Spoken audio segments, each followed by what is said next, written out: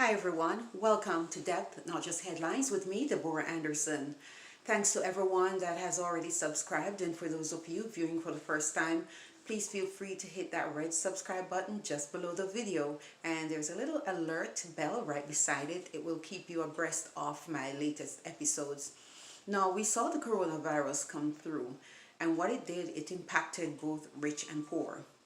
But what it has caused is a hunger crisis. So the pandemic has led to a different kind of crisis. And experts are saying approximately 265 million people across the globe could face starvation, right? If we don't find a way to get, food distributed to them quickly. Now, we're not going to look at the world as a whole today. We're going to be looking at the United States of America, right? It's a first world country, but yet with so many farmers being displaced recently, a lot of people were unable to fend for themselves, right? You have a handful of people who may have backyard farms, but in general, millions of people live in apartment complexes or areas that they can't do their own farming. And so how will they be able to help themselves? Well, one pastor in Stonecrest, Georgia, came up with an idea wherein he believes that the churches can come together, right, to help their congregation with farming projects to ensure that should any of these situations arise, their people would be ready because they would have had enough food. Well, there's a lot more to this project other than is there a starvation looming or a starvation crisis looming. I'm going to invite to our set right now Pastor Joel Anderson of Lighted Candle Apostolic Church in Stonecrest, Georgia, who is also my husband. Hi, right. Pastor Anderson. All right, how you doing, everyone?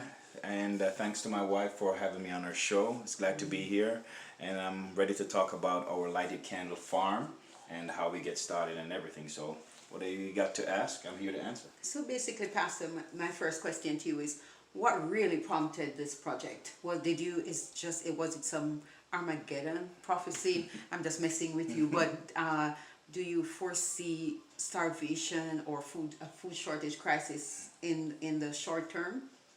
Well, first of all, I was inspired by the Holy Spirit to do this. God prompted me in my heart, in my mind, to prepare the congregation for an imminent food shortage in the United States. Not only that, by my background of trucking, I understand a little bit about supply chain. So I understand that the warehouses, the foods that are packaged in the warehouses, they are not designed to be sent to supermarket. And if you think about it, many of us, we eat our food mainly 3 or 4 times a day from the supermarkets. We don't really eat at home. So if we shut down we eat from the restaurants. We don't usually eat at home. So if we shut down the restaurants and we shut down the daycare and we shut down the schools and the colleges and everything that focus on our primary means of eating and try to do everything through the grocery store, we're going to end up with a supply chain issue. So unless we redefine how we get our sustaining, then we're going to come up short. So all of this comes together for that purpose.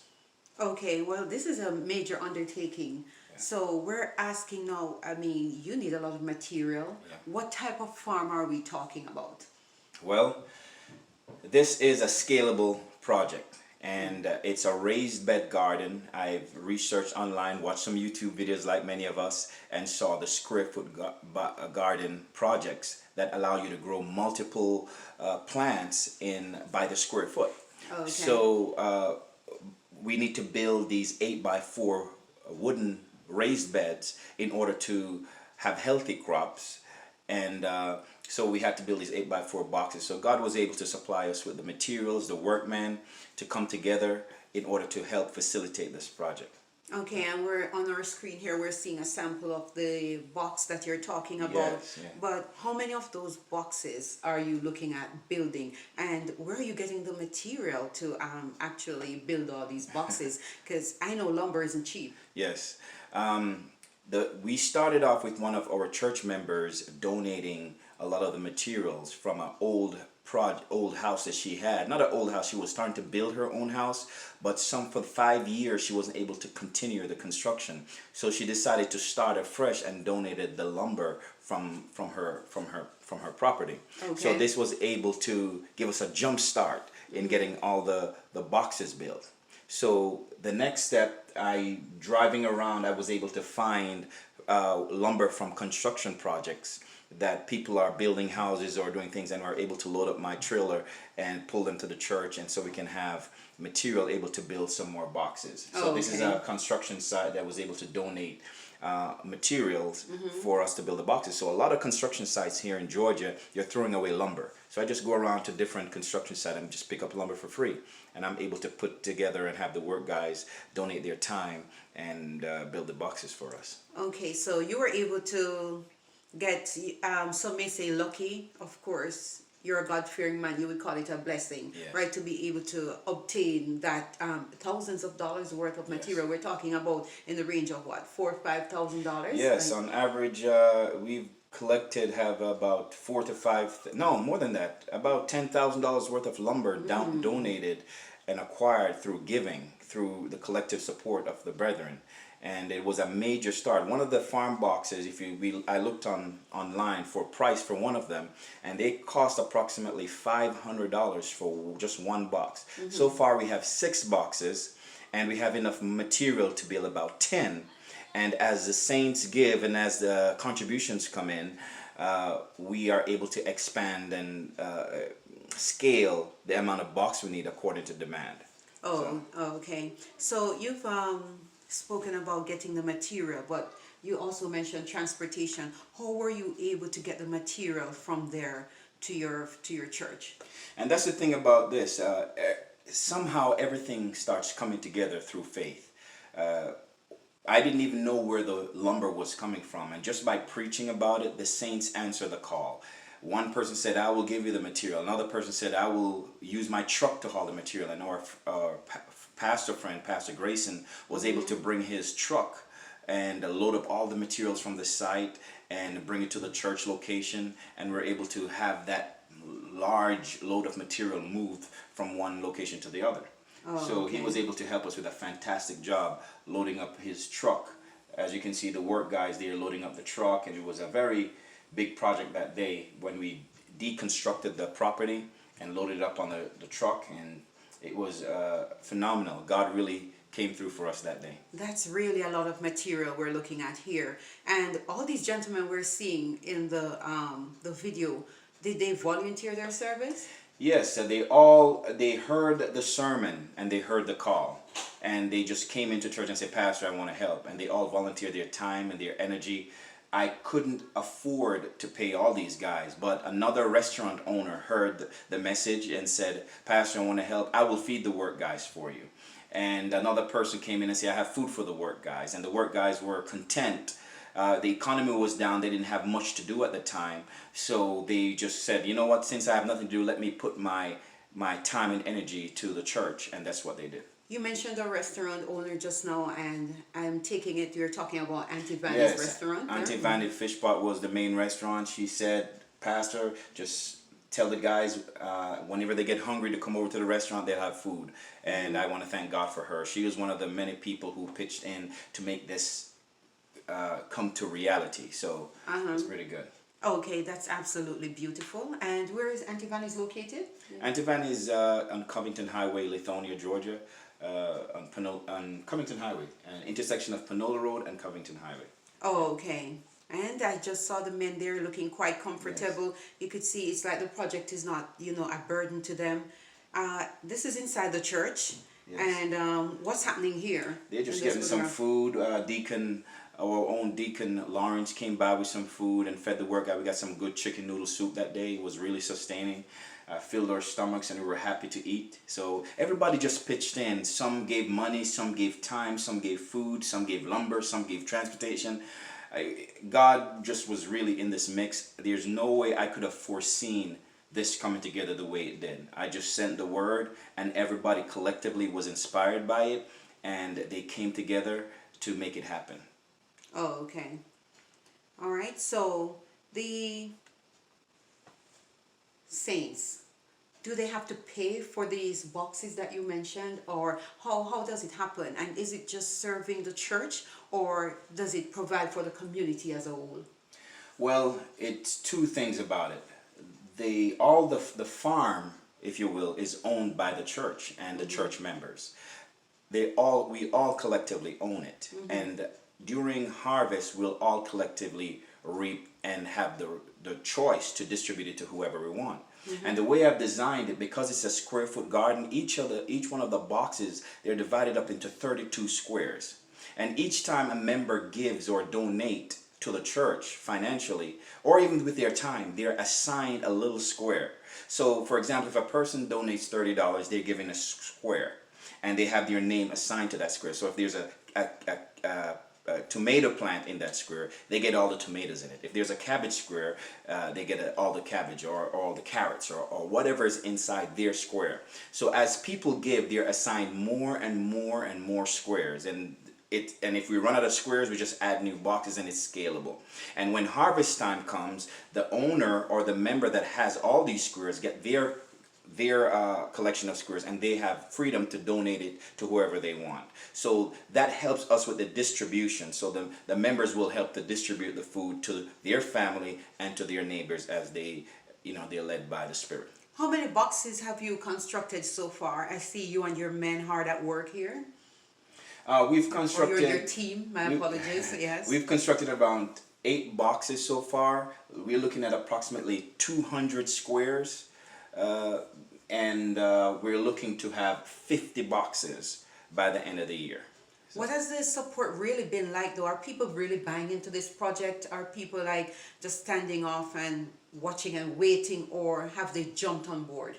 I've seen a definite increase in tithing and offering, and people have started using the phrase like they're planting a seed.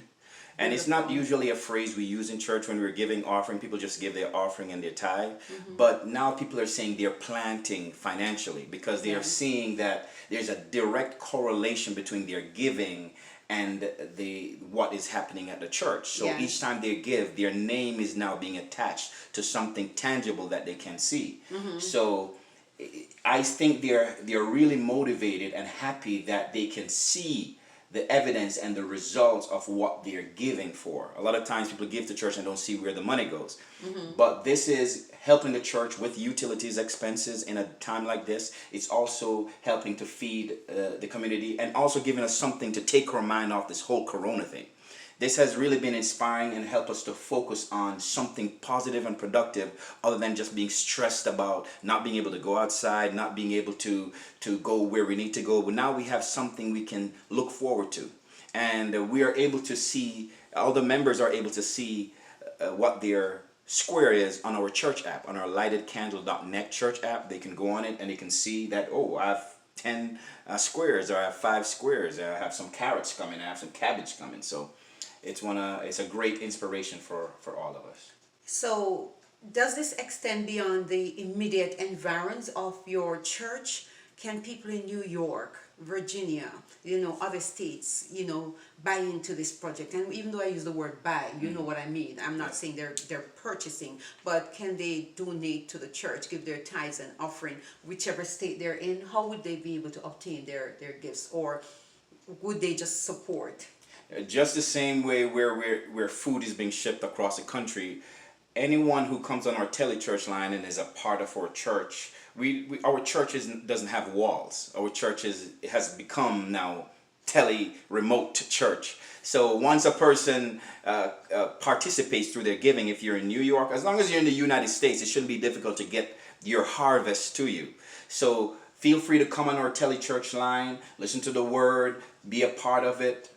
Donate through the lightedcandle.net app or lightedcandle.church, and you can give. Once you give, automatically your name is assigned to one of the squares, and you have a crop coming. If you live in Chicago, we're going to mail you your harvest of tomatoes or whatever. You can tell your friends, I grew that. That was my seed. So I'm really happy and look forward to mailing out or shipping out some vegetables to everyone according to how they've planted and grown.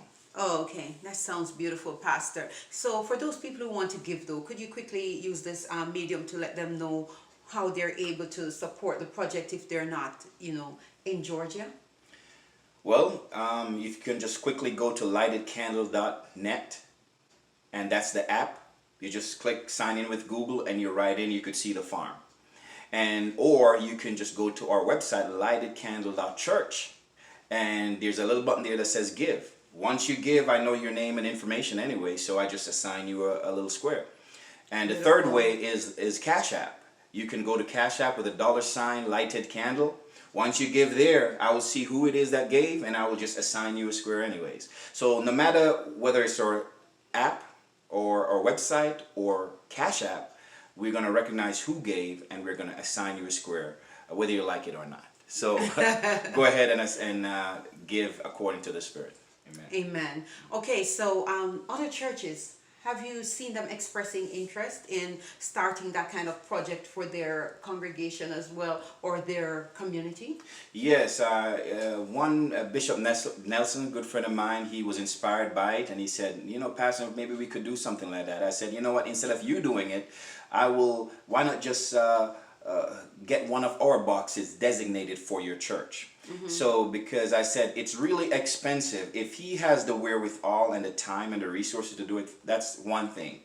But I encouraged him. I said, let's designate one of the boxes for each church. So I was inspired to start designating boxes, an entire box for particular churches, so they can do what I'm doing through us. Okay. And because I know I can't teach someone to do this, because the way it came about, it was just simply through the grace of God.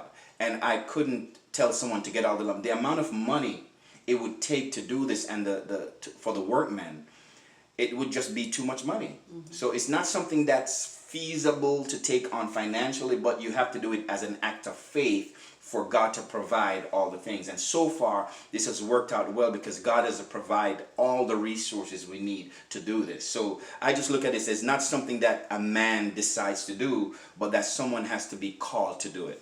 What type of crops are we talking about here, Pastor? A to Z. Name your vegetables from Strawberry. Strawberry, yes. Scallion. Thyme. Oranges. All of these are also planted based on the season.